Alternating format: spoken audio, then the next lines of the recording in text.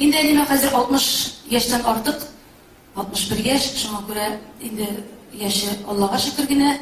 Son bolsa da on bolsun deyip, onun bilemine bir yer işlegeniyik.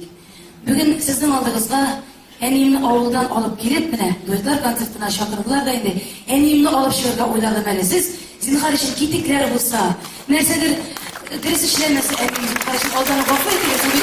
Avul kişisi, bu sefer de jırlananıyım hanım, enim, eydele.